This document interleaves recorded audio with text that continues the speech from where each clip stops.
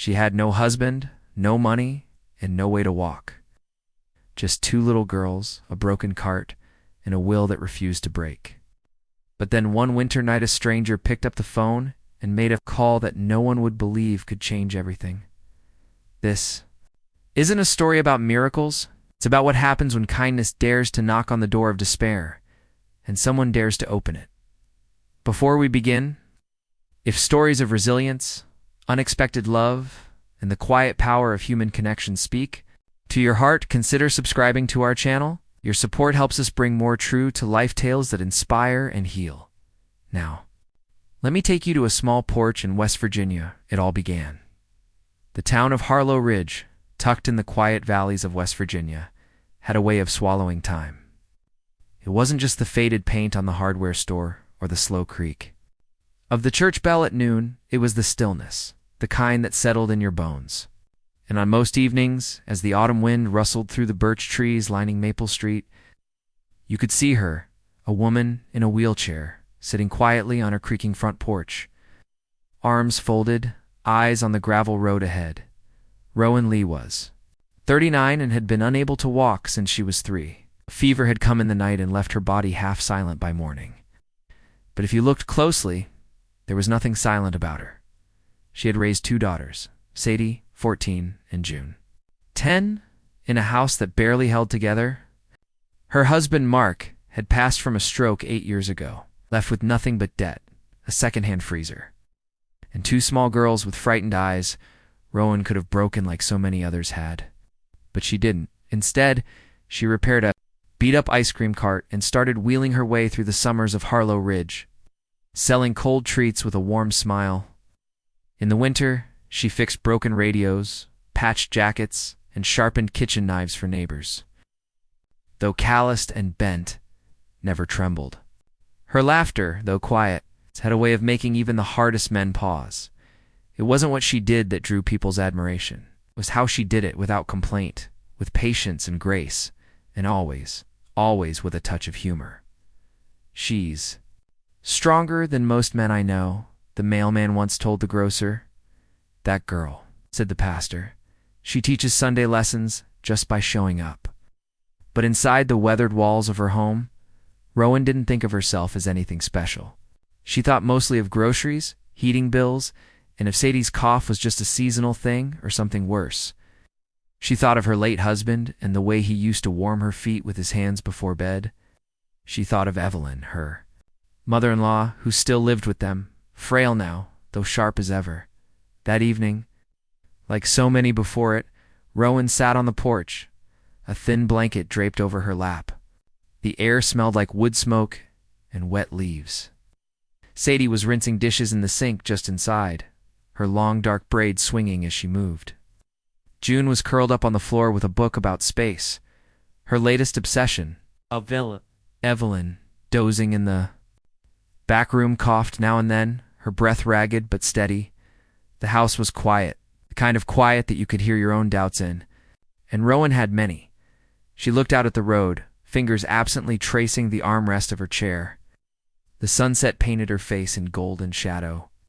Her eyes, a deep steel gray, watched a squirrel dart along the power line. A breeze tugged a loose strand of hair across her cheek. Then came the sound of Sadie's footsteps. "Dinner's ready," the girl said softly. Rowan turned to face her daughter, offering a tired but genuine smile. "Did you wash your hands, General?" Sadie grinned. "Twice. I even got June to do it without a battle." They ate together at the small wooden table, bowls of lentil soup steaming bread from 2 days ago, softened in warm milk. Above them flickered, casting long shadows. Midway through the meal, Sadie paused and looked up. "Mom," she said, her voice unsure, "can I ask something weird?" Rowan raised an eyebrow. "Sweetheart, you're my daughter?" "You asking something weird is a given." Sadie smiled shyly. "You think we're missing something? Like with our family?" June looked up too, silent now. Rowan set her spoon down. "What do you mean?" she asked gently. "Well, Sadie," continued, her voice barely above a whisper, "everyone else has a mom who walks, or a dad who fixes the roof. And I know we're okay, but Don't you ever feel like we're just holding things together with duct tape? Rowan sat back, taking in her daughter's worried eyes. She reached out, took Sadie's hand across the table. Do you know what I see when I look at us? She asked. Sadie shook her head. I see a team. See two brave girls who never complain. A grandma who tells better stories than the TV. And a house that may be old but keeps us warm. I see a mother who won't stop loving, even if her legs won't work. I see a family that's still standing, sweetheart, and that's more than most. June piped up, her voice soft. I don't want another dad. I just want you, Mommy. Rowan's throat tightened. She looked at her girls, her heart aching in a way she couldn't explain. Some days, she said slowly, I do wish things were easier. But not once have I wished for a different life. 'Cause this one with you two is the only one I'd fight for. The silence that followed wasn't heavy, it was full. Outside, the wind picked up. Leaves rustled along the windows. Somewhere down the road, a dog barked once, then went quiet. And inside that fragile house, 3 women sat, surrounded by broken walls, chipped bowls, and love strong enough to hold the roof up even when the nails gave out. Rowan reached for their hands, one on each side. You girls are my legs, she whispered. You carry me further than I ever thought I'd go. And though none of them knew it yet, just miles away, a man with a dog and a dusty radio was about to hear their story, and everything would begin to change. There were 2 kinds of silence in Rowan's life. The first was gentle, the kind that curled up beside her on quiet mornings, filled only with the scent of old wood and cinnamon tea. The other was sharp. It arrived without warning and sliced. Through memory like winter wind through a cracked window. That second kind visited her the night Mark died. But before all that, before the funeral flowers withered and the casserole stopped coming, there had been the little girl scooting across a hardwood floor on homemade boards, knees red and raw, but laughing anyway. Rowan had learned early that pity was an anchor. Her father, Thomas Lee, a stubborn mechanic with grease-stained hands and a heart full of music, refused to let her sink. You'll get splinters, her mother would warn. Thomas would just shrug, watching Rowan drag herself forward across the living room like a soldier in training, or she'll get strong. And strong she became. By age 10, she'd learned how to fix a radio with a butter knife. And by 12, she could outrun most boys on her wheeled slate of wood. She never asked for help. Instead, she learned leverage, physics, friction, balance. Things she could control when the world refused to give her legs. But it wasn't just survival. There had always been a flicker in her chest, something defiant and oddly joyful. She loved the way sunlight spilled through cracked shutters. She loved the sound of pencils on paper, the hiss of toast in the morning, the rush of rain on a metal roof. Her life was small, but never empty. Then came Mark. He walked into her father's shop, looking for brake pads, and walked out with her number scribbled on a yellow receipt. He called 2 days later. I don't know how to flirt, he admitted. Good. Rowan replied. I hate liars. They married 3 years later, in a backyard ceremony with daisies and homemade lemonade. He wasn't flashy. He couldn't sing. But he looked at her like her wheels were wings. You make people want to be better, he told her once, folding laundry at midnight while Sadie slept upstairs. Even the lazy ones like me. Mark wasn't perfect. He was forgetful, burned toast, and often misplaced his keys, but he loved hard. And when June came along 5 years later, their world felt messy and magical and almost too good to last, which, of course it did. The stroke hit like a thief, no warning, no build-up. Just a fall in the kitchen and the clang of a coffee cup against tile. Rowan still heard that sound in dreams. He was gone before the ambulance arrived. Sadie was 5. June had just learned to walk. That night, Rowan sat in the dark with both girls, curled into her sides, her hands stroking their hair in silence. She didn't cry, not in front of them. Oh. She couldn't afford to fall apart, but when the girls were asleep, she wheeled herself to the back porch and whispered into the sky. I Don't know how to do this without you, Mark, but I promise. I'll try. And she had. Every single day since. She sold the tiny store they once ran together. It wasn't much a mom-and-pop supply shop with dusty shelves and a leaky roof, but it had been theirs. Still, the debts outweighed the memories. Rowan. Scoured classifieds, fixed broken blenders, and radios. Reupholstered old chairs, and learned how to mend zippers without needing to working legs. She negotiated prices, wrote invoices, and set alarms for medicine schedules. Then, one afternoon, while passing the local scrapyard, she spotted it, an old ice cream cart, rusted and half buried behind a stack of tires. The owner laughed when she asked the price. That thing? It's a glorified tin can. But Rowan saw more. She spent nights cleaning it, straightening the bent frame, tightening the bolts. Sadie painted the sides with stars and sunbursts. June added stickers of penguins eating puffs. I said, by summer, Rowan was selling push pops and fudge bars out of the creaky old cart, calling out flavors like a carnival barker on wheels. The kids in town adored her. Parents respected her. And Evelyn, Mark's aging mother, who had once doubted Rowan's ability to care for even herself, watched from the porch with teary eyes. You're doing it? She said one day, handing over a thermos of soup. Damn if you aren't. But what Evelyn didn't see, what no one saw, was how close. Rowan always fell to the edge. She counted every dollar 3 times, skipped meals so the girls could eat seconds, woke at 4:30 every morning to stretch her aching arms and massage her numb legs. Every wheel turn was an act of faith. Every breath, a whispered vow. She missed Mark most when something broke. The front door's squeaky hinge, the heater's stubborn growl, flat tire. She'd talk to him anyway, under her breath. If you were here, you'd curse at it, bang it with a wrench, and then fix it with duct tape and luck. That duct tape became a running joke in the house. It held together broken fan blades, wobbly chair leg, and even the binding of Sadie's science book. June once said, Mom fixes everything with duct tape. Rowan smiled. That's not true. Sometimes I use glue. And yet the laughter masked a tiredness that ran deep, not in her bones, but in her hope. Some nights after the girls were asleep and Evelyn's soft snore echoed down the hall, Rowan would sit alone and stare at the ice cream cart parked under the porch light.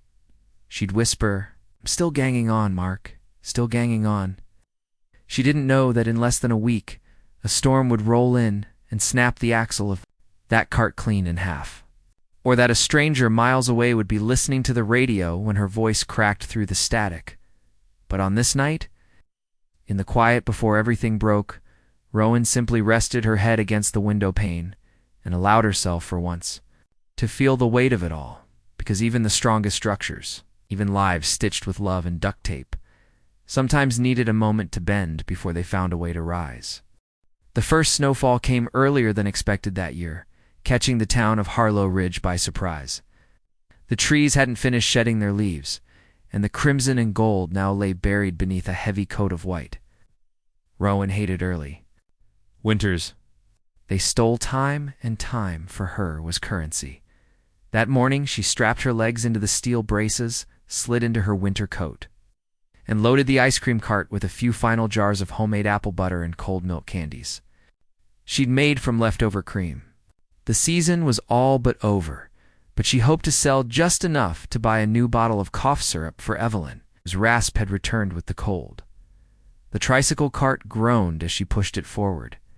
One wheel kept catching on frozen gravel, and the slope down the old farm road had never been friendly to her, but Rowan was determined. Determined to bring in one last bit of income before snow made the roads impassable. She wasn't reckless, just desperate. Halfway down the path, the rusted axle gave a terrible shriek and snapped. The cart pitched forward, twisting her wheelchair to the side. Rowan barely had time to throw her arms across the jars to protect them before she fell sideways into the icy dirt. Her breath fogged in the air, and she lay there for a moment, cheek pressed to cold earth, eyes blinking at the gray sky above, in the silence that followed. Something in her cracked, not a bone, but something far deeper. When she finally managed to right herself, the cart's basket had spilled its contents down the slope. Glass jars shattered, candies crumbled into the snow. Her hands, red and trembling, clutched at broken spokes like they were lifelines. Behind her, the distance, the old house sat still, smoke rising from the crooked chimney. Inside, Evelyn would be coughing again, and the girls would be finishing the last box of pasta she'd hidden at the back of the pantry. Rowan blinked back tears that froze at the edges of her lashes. She wheeled herself home in silence, dragging the broken cart behind her like a wounded animal. That night, she sat in the dim kitchen with June beside her and Sadie rinsing dishes. The shelves were bare. They had cabbage, a few onions, and half a jar of powdered bouillon. She'd make it work. Somehow, Evelyn coughed in the next room, a wet, rattling sound that made Rowan wince. "Mom," June whispered, "can we have toast?" Rowan forced a smile. "We're saving bread for lunch tomorrow, sweetheart." Sadie turned off the tap and stared at the wall for a long moment before drying her hands on a threadbare towel. Rowan noticed the way her shoulders tinned later that evening, as Rowan was settling Evelyn into bed.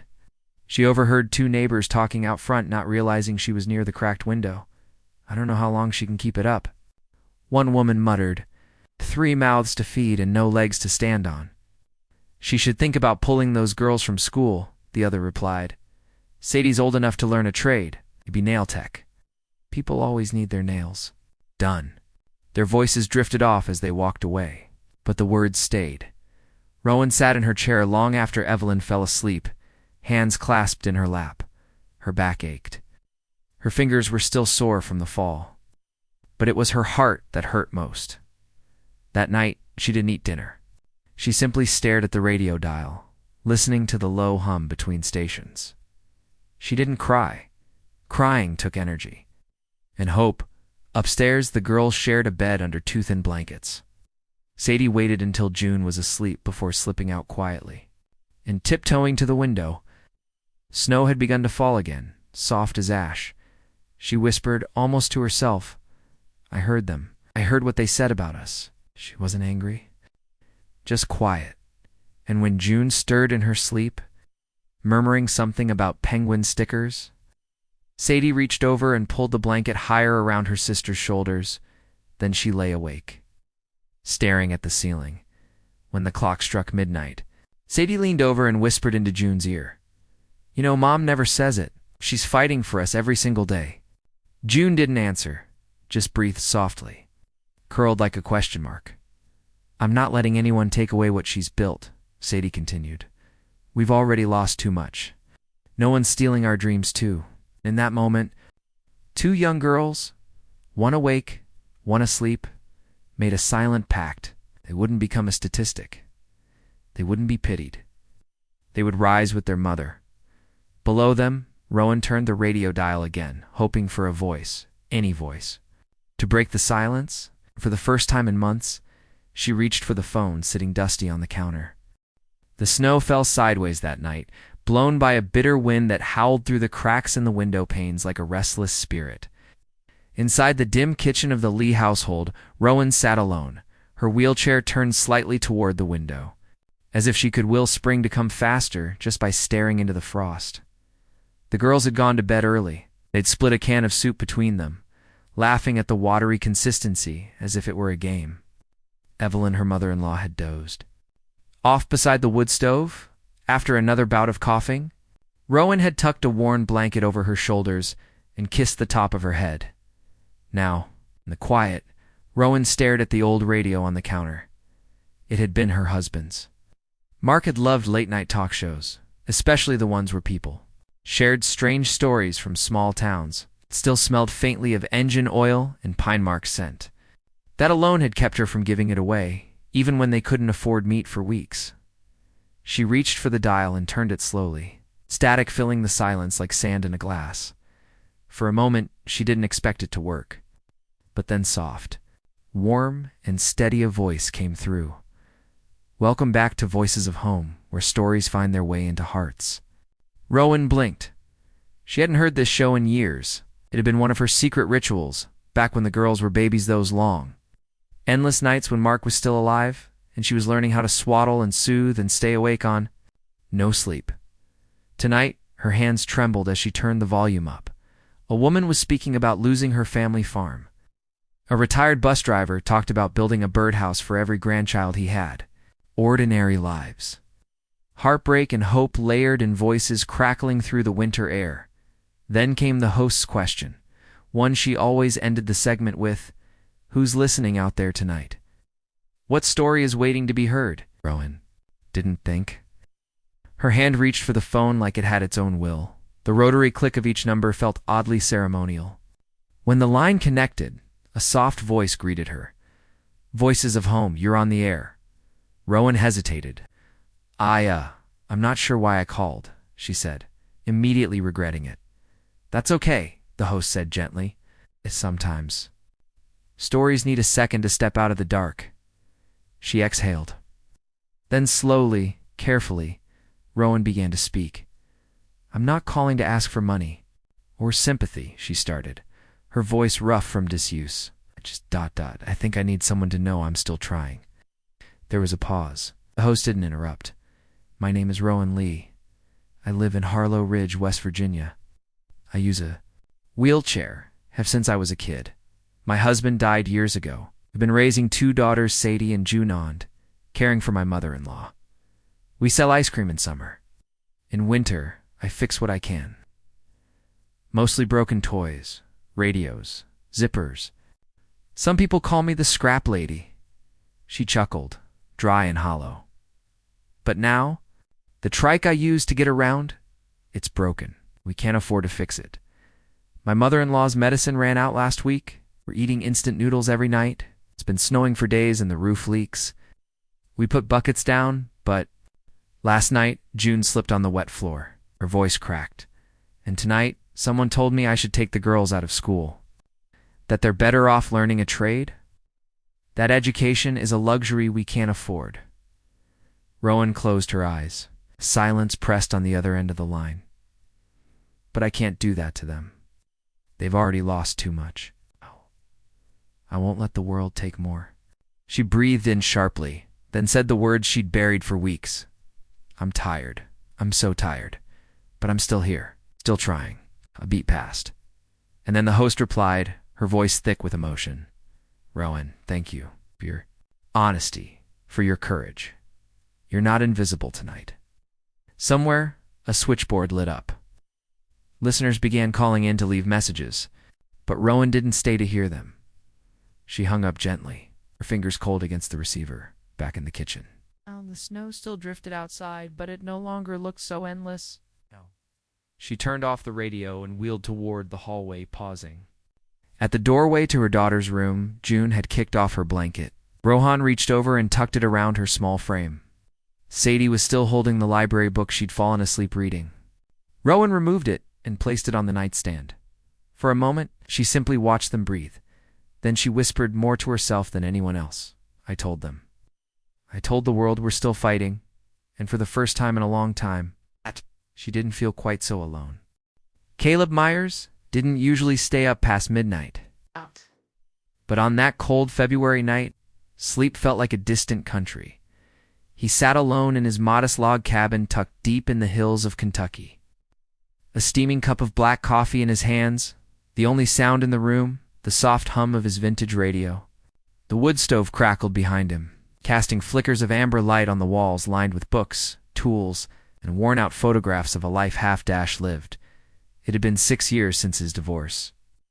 6 years since his wife Lillian had looked him in the eye and told him he was a good man, just not the man she could keep loving.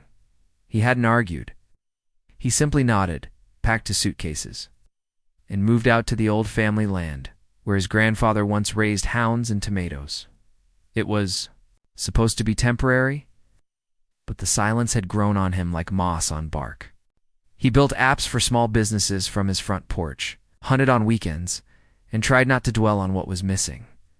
But that night, Rowan Lee's voice sliced clean through all the years of silence. He hadn't been paying full attention to. Voices of Home? Not really. It was background noise, comforting but ignoble, till she spoke. "I'm not calling to ask for money or sympathy. I just I think I need someone to know I'm still trying. There was something in the way she said it. Not dramatic, not pitiful. Just honest and achingly tired.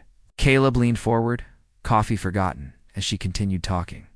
About her broken trike, her daughters, the leaky roof and bucket showers. Something unfamiliar tightened in his chest.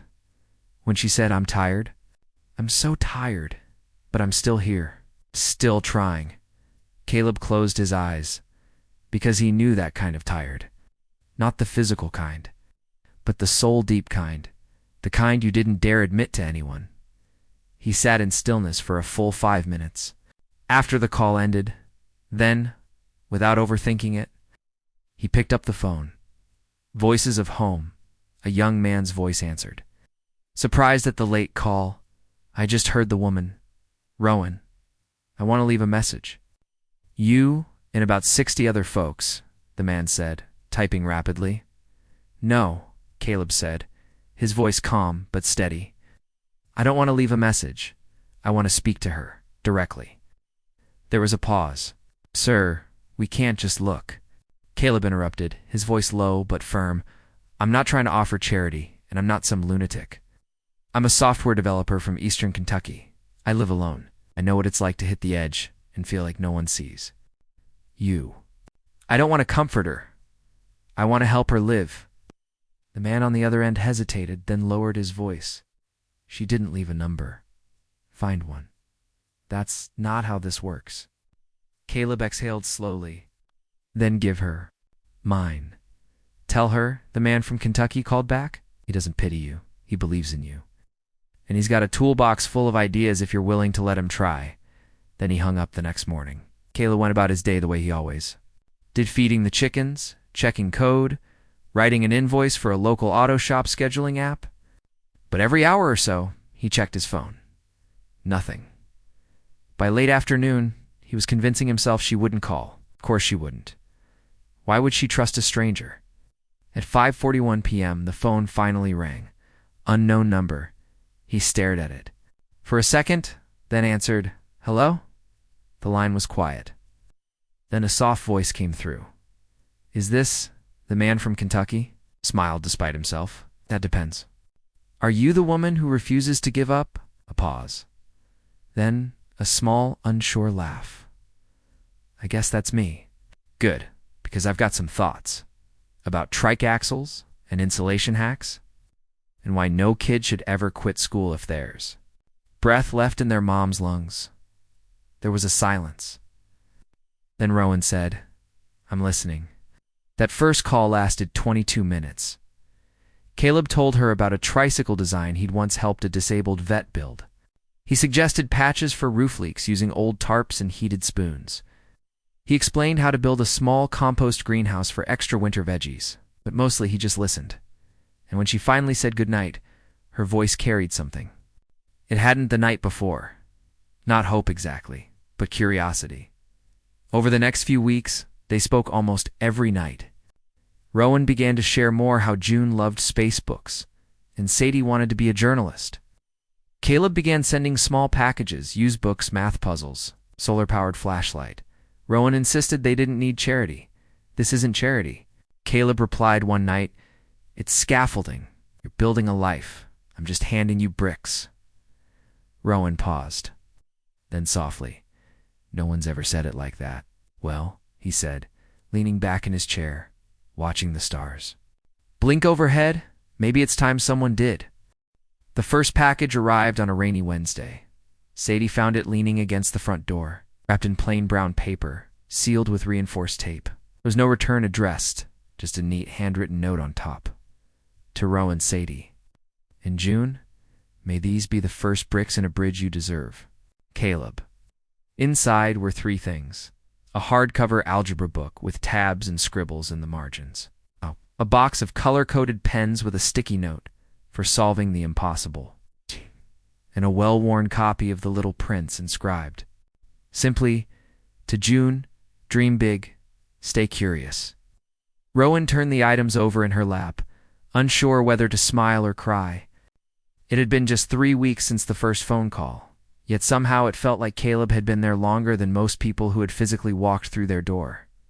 That night, as the girls curled up in the blankets reading, Rowan wheeled herself to the table and wrote her first letter. Dear Caleb, thank you for the books. Sadie read the first chapter, standing by the kitchen sink. June wouldn't stop asking if the prince ever got home. The house leaked again today. Evelyn and I caught the drops with old jam jars. Sadie keeps score of which jar fills first. We laugh more than we should. I still don't know what this is. Friendship? Charity? Long-distance rescue mission? But I do know it feels less lonely. She didn't know why she signed it like that, just R. But it felt right. Like a secret past in the dark. The next day he called. Did you know roof leaks can be temporarily sealed with beeswax and linen? Laughed. I live in a county where beeswax is considered a luxury and linen is my good curtain. Point taken, he said. I'll send something better. Packages came weekly after that. Small, thoughtful things. A lightweight hammer with a grip she could manage from her wheelchair. Waterproof tarp rolls. Seeds for winter spinach. Even a collapsible LED lantern that June insisted on sleeping with, like a nightlight. One week. Book of silly ice cream flavors with a note. Maybe Sadie could invent her own? I hear Harlow Ridge could use a new flavor queen. It was during one of those deliveries, just as Sadie read his note aloud, that Rowan noticed something she hadn't in months. Her daughters were giggling as spring crept into West Virginia. With hesitant sunbeams and muddy driveways, Caleb's presence grew larger, even from miles away. He started calling each girl once a week. With June, they talked about outer space, the moon's gravity, and which planet she would colonize first.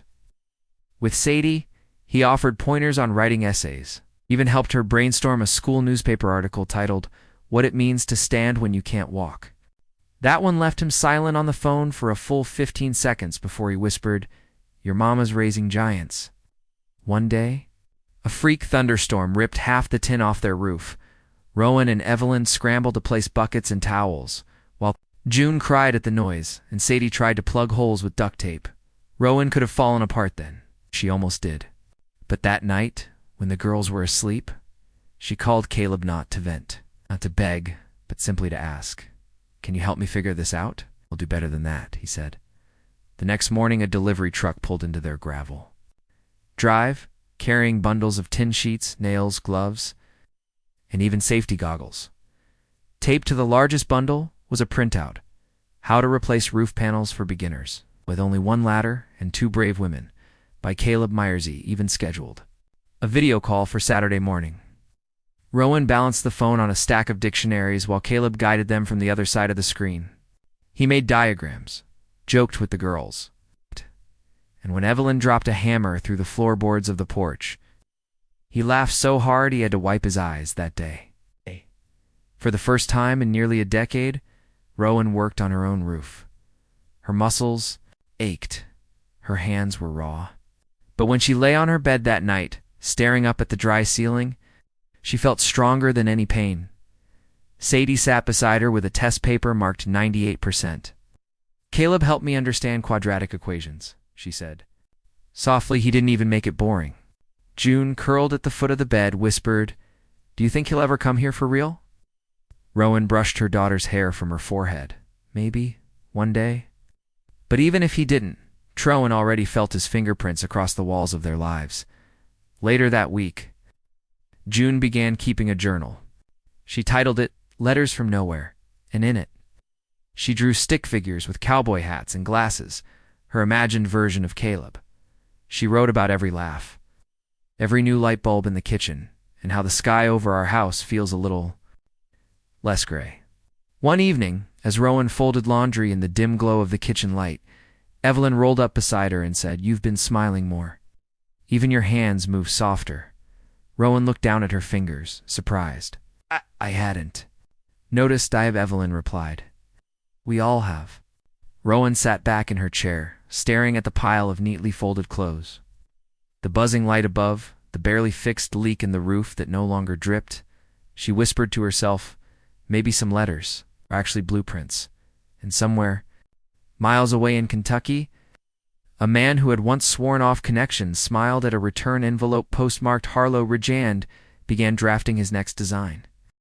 The bus from Kentucky wheezed into the Harlow Ridge station with a metallic sigh, like it had carried not only passengers, but every unspoken thing they'd left behind. Caleb Myers stepped down onto the cracked pavement with two. Old leather, weather-worn and patched at the corners, the other a new rolling one that squeaked with every turn. Inside were things far heavier than their weight in pounds.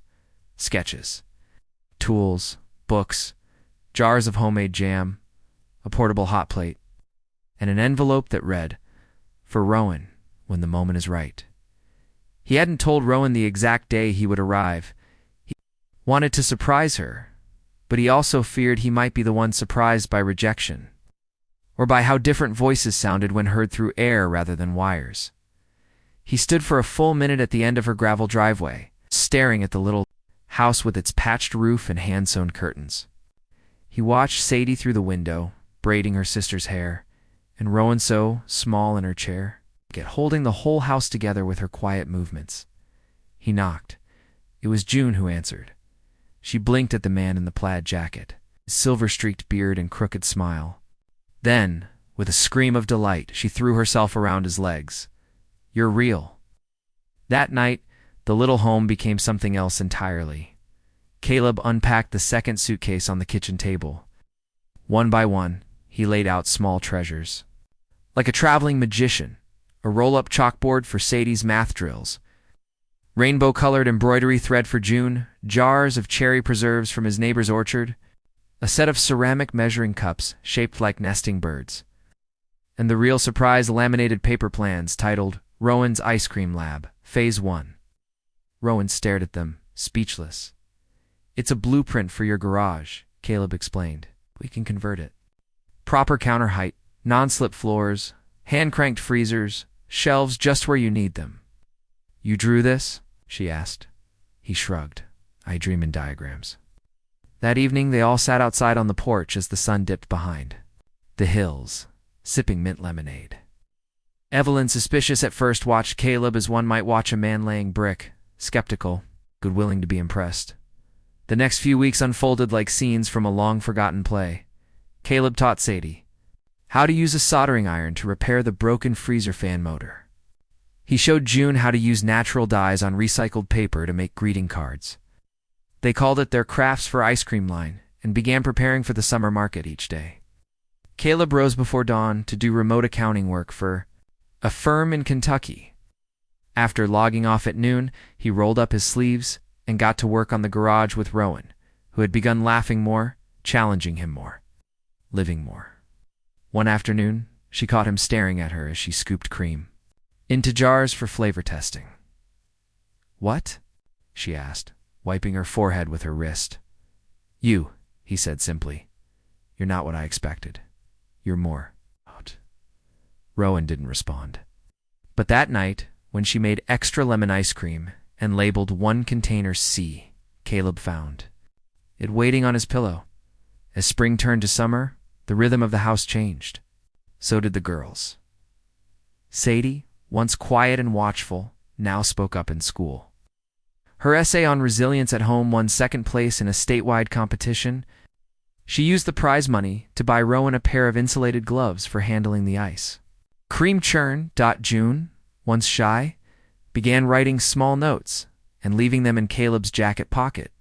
"Thank you for making our garage a magic place. I like how you smell like sawdust and sugar. You make Mom smile in her sleep." And one morning, Caleb was working with Rowan to install shelves when he paused. "Hammer midair, he said. "I once thought being useful was the best I could offer. Now I think maybe it's being present." Rowan glanced over. "You're both." He nodded, then added quietly, "I'm starting to forget what my house in Kentucky looks like. Do you miss it?" He turned to face her fully. "No, not even a little." The first Saturday of July, they launched Rowan's Creamery at the Harlow Ridge Summer Market. They didn't have a stall, just a vintage cart, repainted sky blue with a big white umbrella and a sign Sadie hand-painted with gold lettering, "Try our wild honey lavender." June shouted to a passing couple. They sold out in 2 hours, and people didn't just buy the ice cream. They stayed to talk, to hear the story. Watch Caleb crouch beside Rowan's chair and ask if she needed anything or to watch her adjust the jars on the cart with the grace of a conductor. That night, after the girls had gone to bed, Rowan and Caleb sat outside, hands around steaming mugs of tea. "You changed our lives," Rowan said suddenly. "Not with gifts, with time, with faith." Caleb didn't answer right away. Then, quietly, he said, "I didn't come here to change your life. I came because—" "You already changed mine," Rowan blinked. "I don't want to just fix roofs, Rowan. I want to build a life." The old barn stood like a skeleton at the edge of the property, roofless, splintered, its beams exposed like tired ribs beneath the open sky. Once, it had sheltered animals and harvests. Now it served as a quiet place where dreams and sawdust floated together in the morning air. That Sunday afternoon, Caleb had asked Rowan to meet him there. He didn't say why. Just after the girls' piano lesson. "Come find me." She wheeled herself down the gravel path, pushing steadily through the heat, her fingers stained with vanilla extract from a new batch of ice cream. The wheels of her chair kicked up tiny clouds of dust. A dragonfly circled her once and then flew ahead, leading the way like a secret keeper. Inside the barn, Caleb was perched on a wooden beam, a piece of paper rolled in his hand. He looked up as she entered, and for a long moment, neither of them spoke. The sunlight filtered through the slats above, casting soft stripes across the floor, across her face, across his boots. She tilted her head. "You look like a man about to confess to robbing a train." Caleb grinned. "Not quite that dramatic." He walked over and offered her the paper. She took it slowly, unrolling it with cautious fingers. It wasn't a love letter. It was a blueprint. Rowan's cart. "Model 2, it read. Beneath the title were detailed diagrams, wider wheels for rough terrain, an integrated freezer unit, a collapsible shade canopy, low-leverage levers designed specifically for limited hand mobility. Her breath caught. This is custom. This could help so many women like me." "That's the point," Caleb said softly. "It's not just a cart. It's a message. It's a beginning."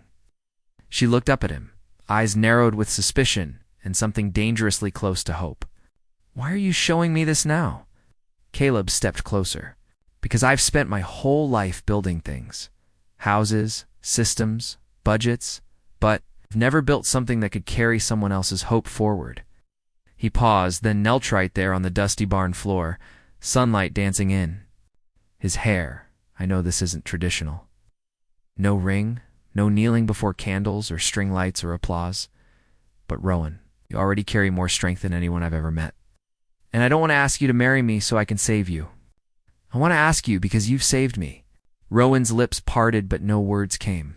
Caleb continued, his voice barely above a whisper. "I've been the man at the edge of the bridge, the one who stared too long into the emptiness and figured maybe silence was just easier. But your fight, your joy, your defiance, you made me want to build again. Not just carts, a life, a future, with you." Rowan blinked away tears she didn't expect. Her voice trembled. "Why me, Caleb? Choose someone who comes with wheels and a barn full of baggage." "Huh," he smiled. "Because I've learned that the strongest bridges are built with what the world overlooks. I don't want someone who walks beside me. I want someone who's already walked through fire and still hums a tune." She covered her face with one hand, shoulders shaking, then slowly, she lowered it. "You didn't bring a ring?" she whispered. He reached into his pocket and pulled out something small, silver, metallic. It was a tiny plaque engraved on it. The words "Rowan's Cart, U.S. Patent Pending." She stared. "This isn't just your design anymore," Caleb said. "It's your name, your story, your legacy. I want to spend my life helping you tell it." Silence stretched between them, filled only by the rustle of leaves and the creaking of barn beams. Then Rohan laughed a shaky, tear-soaked sound that tumbled into a full, radiant smile. "You are the strangest man I've ever met. I get that a lot. But you're mine now," she added, her voice growing strong again. "You better be ready to hold on tight." Caleb reached out and gently touched her hand. "I've been holding on since the day you said, 'I'm not giving up.' They stayed like that for a while beneath the sky, beneath the memories of a barn that had seen too many winters and was finally witnessing a summer that might just last. That evening, Sadie and June returned from their music lesson to find the barn lit by soft lanterns and laughter. Rowan wheeled herself out to greet them, her face glowing. "We have news," she said. And Sadie immediately dropped her bag. "You're getting married?" June shouted before either adult could speak. Caleb blinked. "Is it that obvious?" June ran up and hugged his leg. Only a man who really loved someone would build her a spaceship of a cart. Sadie, more reserved, looked at her mother with eyes full of understanding far beyond her age. "Does this mean we're a real family now?" Rowan wheeled forward, pulled both girls close. "We've always been a real family, but now get to build it with 2 more hands and 2 more wheels," June added with a giggle. They all laughed, even Evelyn, who watched from the porch with her knitting in hand and a ghost of a smile on her lips. Later that night, as the stars stretched over Harlow Ridge like a quiet blessing, Caleb and Rowan sat on the steps of the porch. He took her hand again. "You know," he said, "this isn't the life I imagined." "Neither is mine," she replied. "But it's better, isn't it?" Rowan looked around at the girls through the window, working on cards for the next market, at the glow of the barn, at the feel of Caleb's palm in hers. "Yes," she said, "it's better because it's real." Somewhere in the distance, summer wind carried the scent of sweet cream and sawdust, like the beginning of a dream that finally knew where it was going. The engagement of Rowan Lee and Caleb Myers didn't come with champagne or front-page headlines. It came with sideway glances at the grocery store, half-whispered comments in church pews, and murmurs over fence posts as neighbors watered their geraniums. "Isn't he from out of state? She's got 2 kids in a wheelchair. Maybe he just needs a caretaker when he's older." They didn't say it out loud, not to Rowan's face, never to Caleb's, but the undercurrent was there. Suspicion dressed in politeness. At first, Rowan tried to ignore it. She focused on the good things. The new freezer Caleb installed for her ice cream supplies, a chicken coop he'd built in the back with June. She told herself it didn't matter what anyone said as long as the girls were happy and the house was warm. But it wore on her one morning. She overheard 2 women in the bakery whispering, "Must be a scammer, you know, looking for a soft place to land." Rowan turned her wheelchair sharply, knocking over a display of cinnamon rolls. She apologized, cheeks burning, and rolled out with trembling hands. That night, she didn't sleep, not from doubt, but from rage. Not for herself, but for Caleb, because they didn't see the man who rose early to cook Ellie's favorite scrambled eggs with cheese and ketchup. They didn't see how he stayed up late to fix Sadie's laptop so she could submit her science fair project. They didn't hear him tell Rowan after the 10th rejection letter from a distributor, "We'll try again. You didn't come this far just to come this far." They didn't know anything, but Sadie did, and she was tired of silence. At church the following Sunday, Pastor Whitmore stood before the congregation, his tie slightly crooked, his smile warm and familiar. "Today," he said, "I'd like to open the floor. If anyone has something they feel moved to share, this is your moment." Rowan felt her breath hitched. She glanced at Caleb, whose hand rested lightly on her chair's handle, calm and steady. Then before she could move, Sadie stood, in her best Sunday dress. Hair braided neatly down her back, she walked to the pulpit with a homemade card in her hand. June's eyes widened, and Rowan's heart dropped into her stomach. Sadie unfolded the card. Her voice was clear. "Strong, I heard people talking." About my mom? "About Caleb. And I just want to say something because I'm not small anymore, and I see everything." The room grew so silent you could hear the air conditioning kick in. "If a man makes you pancakes shaped like your initials, if he fixes your sister's broken dresser even though he's never used pink paint before, if he works 2 jobs so your mom doesn't have to stretch pennies every night." She held up the card. "Then he's your dad. Maybe not by name, but by love. And that's better." A murmur ran through the room. People shifted. Some smiled. Some looked away. Ellie stood too, small hand gripping the edge of her sister's shirt. "I call him Dad," she said, barely above a whisper. "I just never said it out loud before." Then she turned to look directly at Caleb. "But I do love you. I know you love us." Rowan wiped her eyes with the hem of her sleeve, unable to speak. Caleb blinked rapidly, as if someone had thrown sunlight into his eyes. Pastor Whitmore cleared his throat, visibly moved. "Well," he said softly, "Amen." After the service, people came forward, not all, but enough. One brought eggs from their hens. Another offered free ad space in the community newsletter for Rowan's cart.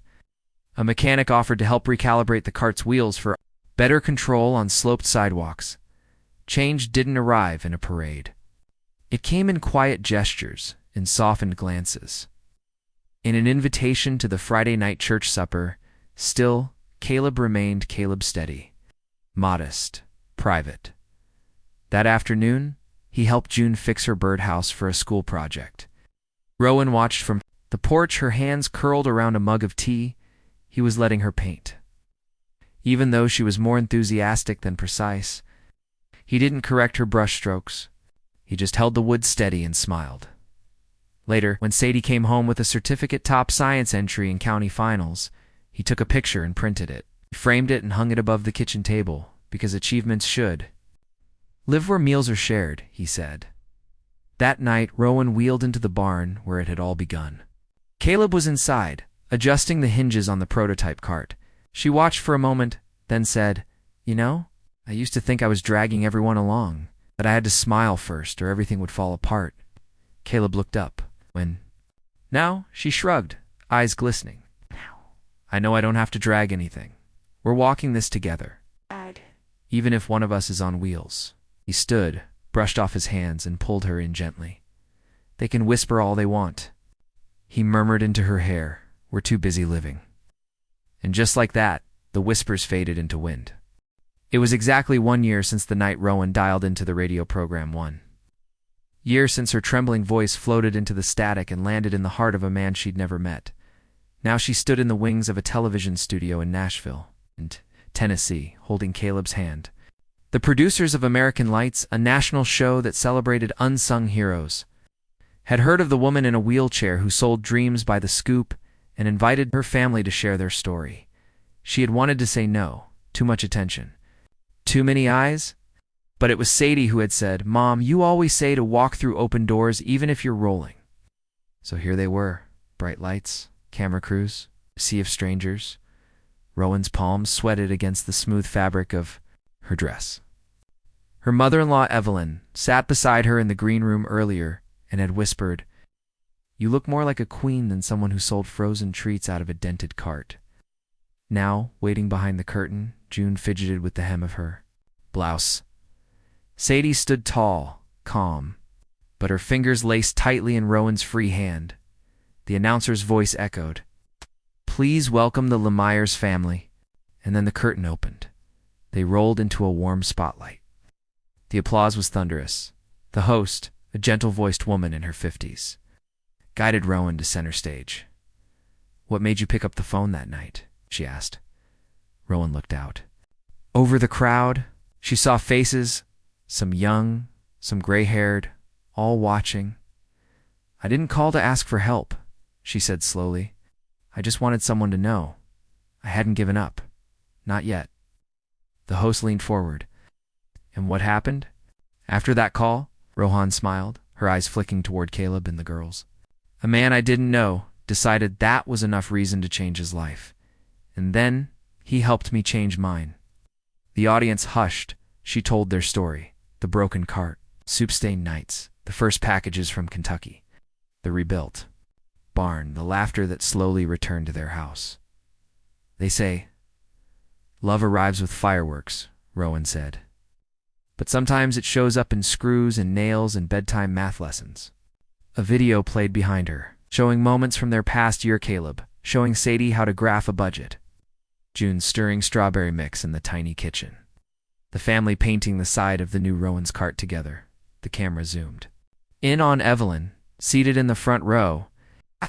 Her face shone with quiet pride, and she gently squeezed Caleb's hand beside her. Then Rowan turned back to the crowd. "I never imagined a life like this. But every morning now, I wake up with more than just breath. I wake up with purpose." The applause was standing as they left the stage. Rowan didn't cry, but her throat was thick with gratitude. It's not for the fame, not even for the recognition, but for being seen, truly seen, after so long of being overlooked. On the drive home, the sky was a bright, clear blue. June played with the car window, letting her fingers dance in the breeze. From the back seat, Sadie said, "Mom, remember what you said about counting what we have, not what we don't?" "Sweetheart." "Well, I just realized. We're going to need a bigger table." Rowan chuckled. "Why's that?" Sadie grinned. "Because I want to invite Grandma Sylvia for dinner next week. It doesn't feel right without her." There was a silence in the car, then Caleb glanced over. "She hasn't lived with anyone in years," he said softly. "She might say no." Rowan turned to him, her voice gentle. "Then let me be the one to ask." 2 days later, they drove to Sylvia's cottage, Caleb's mother, stoic, intelligent woman with silver hair tied in a tight bun and eyes like polished stone. Rowan wheeled herself up the path and knocked. Sylvia opened the door slowly. "Rowan," she said, a touch surprised. "And the girls?" Rowan smiled. "I wanted to ask you something, not as Caleb's partner, but as someone who's building a home." Sylvia crossed her arms. Rowan continued steady. "We have a spare room. The girls already think of you as theirs. Evelyn would love someone to bicker with about politics. I'd love it if you came to live with us." Sylvia's stern expression didn't change, but her eyes softened. She looked at the 2 girls standing behind Rowan, both hopeful and slightly shy. Finally, Sylvia said, "I thought your life was already fixed, already full." Rowan didn't blink. "It is full, but not complete. Family isn't about filling holes. It's about opening more doors." Sylvia stared at her for a long, weighted moment. Then she stepped aside and said, "Well, don't just sit there. Help me pack." That weekend, the house filled with new aroma Sylvia's sourdough, bread, cinnamon tea, and her stories of wartime nursing that made June's jaw drop. She and Evelyn played rummy until late into the evening. Arguing over rules and laughing like schoolgirls, the girls now had 2 grandmothers arguing about bedtime snacks. The living room echoed with debates over TV shows and political opinions, and in the center of it all, Rowan sat one evening, watching her family laugh around the dinner table. Her hands rested on her lap. Eyes sparkled in the glow of the chandelier. Caleb had rewired himself. She turned to him and whispered, "You know, this feels like sunlight after years of frost." Slipped his hand over hers. "It's because it is." The late summer sun spilled golden light across the backyard of the Lee-Myers home. It glinted off the newly painted red shingles, filtered through rows of blooming marigolds, and caught the glimmer of laughter bouncing from one end of the yard. To the other, there was music faint, jazzy, from a small radio placed beside a tray of lemon muffins. The scent of fresh-baked bread and sweet cream wafted from the open kitchen windows. A gentle breeze rustled the curtains, like fingers brushing piano keys. Inside, the dining table was set for 6. Rowan looked around her home. The once leaky roof now firm and dry, the creaky floor now even. Ow. On one wall hung framed certificates. Sadie's acceptance to Wesleyan University, with a merit-based full scholarship for social work, and June's regional STEM competition plaque alongside a letter of invitation to a summer research program in Germany. Beside them, pinned with quiet pride, was a faded but irreplaceable drawing, a crayon sketch of their first ice cream cart with the words, "Rowan's Cart, for every mom who never quit." The real version sat gleaming outside, its modified frame a beautiful marriage of utility and dignity. Thanks to Caleb's design and a small business grant they'd earned from a local foundation, they'd begun building 5 more prototypes for distribution across West Virginia, Kentucky, and Tennessee. Each unit sold funded a support network for disabled single mothers, but today wasn't about expansion. Today was about family. "Mom," June's voice called from the garden. "Grandma Evelyn says you're stalling because you don't want to lose at dominoes." Rowan wheeled out onto the porch, mock gasp on her face. "Is that what she said?" From her wicker chair under the oak tree, Evelyn cackled. "Don't act surprised. You've lost the last 3 games, dear. It's only because you cheat with charm. Well, it still works." Sylvia sat beside her, peeling apples with surgical precision, a soft smile on her lips. They argue like teenagers, don't they? She whispered to June. June giggled. Better than teenagers. They make up with cake. Rowan rolled forward, glancing toward the driveway, where Caleb was teaching Sadie how to check the oil in his old pickup truck. She watched the way he gestured, patient. Warm, and how Sadie, usually so serious, broke into a rare, unguarded laugh. "You're not just raising smart girls, Sylvia," had told her one evening. "You're raising women who know how to choose kind men." Later that afternoon, as the sun dipped lower, they gathered on the porch. Caleb lit the citronella candles and brought out his homemade peach iced tea. June balanced 2 bowls of chicken salad on her arms like a practiced waitress, while Sadie carried a stack of napkins and her grandmother's old photo album. "Mom," she said, sitting beside Rowan, "I submitted the scholarship essay. You helped me edit." "Oh," Rowan asked, lifting a brow. Sadie nodded, then smiled shyly. "They asked for someone who inspired me. I wrote about you." Rowan blinked. "You did?" "I told them about the soup nights, about the broken cart, and how you made a life out of scraps." There was a pause, then Caleb reached out, taking Rowan's hand beneath the table. "Your story doesn't just belong to you anymore," he said. "It's in both of them. It's in me." Silence settled over the table, not heavy, but sacred. Rowan looked at each face. Evelyn, who once ruled her world with steel and pride, now soft-eyed and sweet-voiced. Sylvia, once distant and formal, now woven into the fabric of their days with laughter and cinnamon rolls. Sadie and June, who had grown strong, kind, and endlessly curious. And Caleb, steady, constant, full of quiet brilliance. He had arrived, not to save them, but to believe in them. To believe in her. She turned toward him. "You know, I used to think dreams were luxuries, pretty unreachable things you whispered about when no one was listening." He leaned closer, his eyes crinkling with affection. And now she looked around the mismatched dishes, the sound of birds, the warm breeze dancing through the porch slats. "Now I live inside one, and it's sweeter than anything I ever dared to wish." At dusk they lit a fire pit. Children toasted marshmallows. The grandmothers swapped scandalous stories from their youth, prompting shrieks of laughter. And Caleb pulled Rowan into a slow dance beneath the open sky. No music, just the rhythm of their hearts and the whisper of wind through the leaves. "I never wanted a perfect life," Rowan whispered against his chest. "I know," he replied, tightening his arms around her. "That's why you built a beautiful one." As stars blinked awake above them, Rowan tilted her face to the heavens. There had been hunger and broken axles, and long, dark winters. But there had also been letters and peach tea, and to grandmother's playing cards, and love real gritty.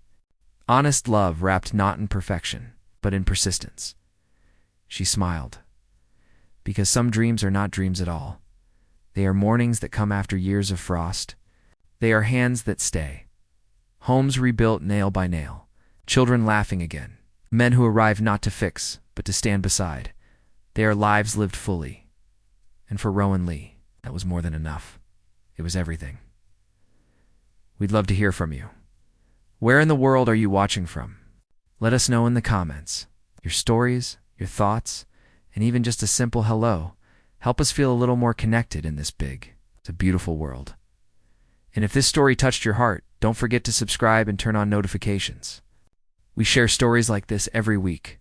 Stories of love, hope, second chances that remind us all we're never truly alone. Thank you for spending your time with us today. Your presence means more than you know. Till next time, take good care of yourself and keep believing in quiet miracles.